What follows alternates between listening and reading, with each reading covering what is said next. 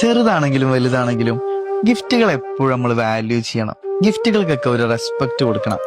അതെന്താ അറിയോ, ഒരാള് നമുക്ക് വേണ്ടി ഒരു ഗിഫ്റ്റ് വാങ്ങി തരാന്ന് പറയുമ്പോൾ അയാൾ അതിനു വേണ്ടി ഒരുപാട് ടൈം സ്പെൻഡ് ചെയ്യുന്നുണ്ട്, ഒരുപാട് എഫേർട്ട് എടുക്കുന്നുണ്ട്. നമ്മളെ ഇഷ്ടങ്ങൾ എന്തൊക്കെയാണെന്ന് മനസ്സിലാക്കി അതിനു വേണ്ടി തെരഞ്ഞു നടന്ന് ഒരുപാട് കറങ്ങിയിട്ടാവും ചിലപ്പോൾ അയാൾ ആ ഗിഫ്റ്റ് വാങ്ങിയിട്ടുണ്ടാവുക.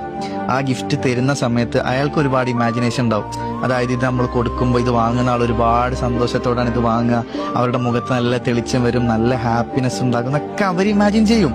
സോ എന്ത് ഗിഫ്റ്റ് ആണെന്നുണ്ടെങ്കിലും ഒരാൾ നമുക്ക് ഗിഫ്റ്റ് തരുമ്പോൾ അത് വളരെ സന്തോഷത്തോടെ വേണം നമ്മൾ സ്വീകരിക്കാൻ. അത് എന്ത് ഗിഫ്റ്റ് ആണെങ്കിലും, പ്രത്യേകിച്ച് ഗിഫ്റ്റ് എന്ന് പറയുന്ന ഒരു കാറ്റഗറിയിൽ പ്രൈസ് എന്ന് പറയുന്ന ഒരു സെഗ്മെന്റേ ഇല്ല. ചെറുതോ വലുതോ എന്തോ ആയിക്കോട്ടെ, നമ്മളത് സ്വീകരിക്കേണ്ടത് വളരെ സന്തോഷത്തോടെ.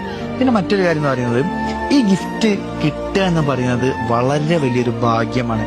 എല്ലാവർക്കും ഈ ഒരു ഭാഗ്യമില്ല, ഗിഫ്റ്റ് എല്ലാവർക്കും കിട്ടൂല.